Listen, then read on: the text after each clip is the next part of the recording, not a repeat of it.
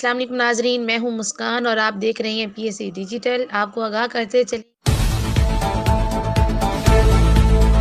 بتاؤں گا ریل کے بارے میں کہ پاکستان ریلوے جو ہے یہ ہمارا پاکستان کا ایک ادارہ ہے، بہت بڑا ادارہ ہے۔ تو پہلے ریل کے جو افسران ہوتے تھے وہ ریونیوز کے حوالے سے ان کی خدمات جو ہے وہ اچھی نہیں رہی ہے، پاکستان کو ریلوے کو ہے نقصان ہی رہا ہے۔ تو اب جو منسٹر ہمارے چل رہے ہیں ان کی قیادت میں جو ہے ریلوے جو ہے وہ ترقی کر رہا ہے، عوام کو سہولیات دینے کے لیے ریلوے کو انہوں نے پرائیویٹائز جو ہے وہ بھی کر دیا ہے۔ تو آج ہم ادھر آپ کو میں ایک نظم جو ہے جو کہ ہمارے پاکستان کے بہت بڑے شاعر سید ضمیر جعفری صاحب نے لکھی ہے، تو اس نظم سے آپ کو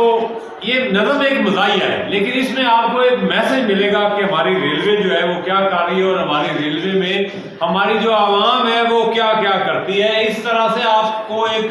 مزاحیہ ادب سے بھی آپ کو روشناس آپ ہوں گے۔ تو وہ لکھتے ہیں کہ نہ گنجائش کو دیکھ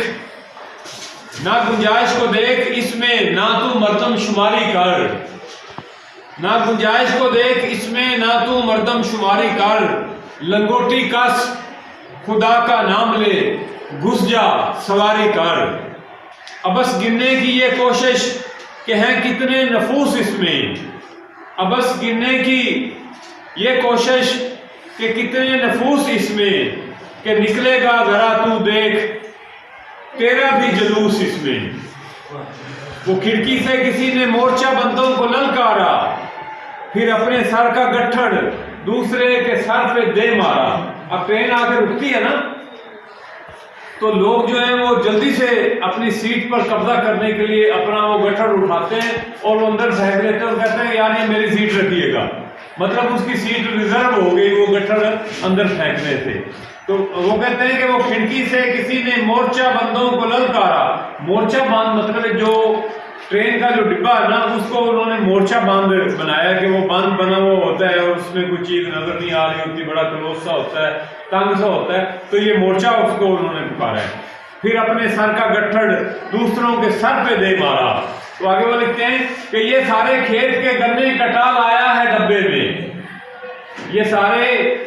کھیت کے گنے کٹا لایا ہے ڈبے میں، وہ گھر کی چار پائی تک اٹھا لایا ہے ڈبے میں، وہ ایک رسی میں پورا لاؤ لشکر باندھ لائے ہیں، یہ بستر میں ہزاروں تیر و نشتر باندھ لائے ہیں۔ سراہی سے گھڑا روٹی سے دستر خان لڑتا ہے، سراہی سے گھڑا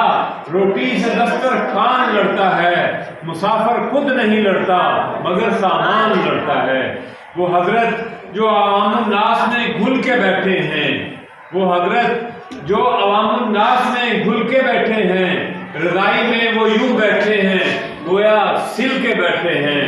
وہ آپ پہنچا کوئی چمٹا بجا کر مانگنے والا، بہت مقبول ہے لوگوں میں گا کر مانگنے والا، باہم جو گفتگو میں آشنائی ہوتی جاتی ہے، لڑائی ہوتی جاتی ہے، صفائی ہوتی جاتی ہے۔ تو ٹرین میں جو لوگ سفر کرتے ہیں ان میں وہ اپنے گھر کا سارا سامان اٹھا کے لے آتے ہیں، اپنی چارپائیاں، اپنی بھیڑ بکریاں، جانور جو ہیں وہ سبھی اندر، موٹر سائیکلیں بھی ٹرین کے ڈبوں میں ہوتی ہیں۔ ٹرین کا وہ ایک لوڈنگ والا، ایک سامان والا ایک ڈبہ ہوتا ہے، وہ جب بھر جاتا ہے تو وہ اپنے اندر لے جاتے ہیں۔ اس کے ساتھ ساتھ وہ گیس کے سلنڈر جو ہے وہ بھی اندر لے جاتے ہیں، حالانکہ وہ گورنمنٹ نے منع کیے ہوئے ہیں ٹرین میں لے کے جانا۔ ادھر باولپور سائڈ پر ایک بہت بڑا حادثہ بھی ہو چکا تھا جس میں متعدد 20 مسافر جو ہیں وہ جل گئے تھے، شہادت ان کو مل گئی تھی، لیکن لوگ جو ہیں وہ بات نہیں آتے، اپنے گھر کا سارا سامان، جو سامان مشکل ہوتا ہے وہ بھی اس ٹرین میں لے کر چلے جاتے ہیں۔ تو یہ ایک سسٹم جو ہے یہ چلا جاتا ہے۔ تو یہ ہمارے پاکستان کے بہت بڑے شاعر ہیں سید ضمیر جعفری صاحب، انہوں نے اس مزاحیہ ادب کو جو ہے وہ عوام الناس میں طلباء میں روشناس کرانے کے لیے ایک مزاحیہ نظم لکھی ہے، ریل کا سفر۔ بہت شکریہ۔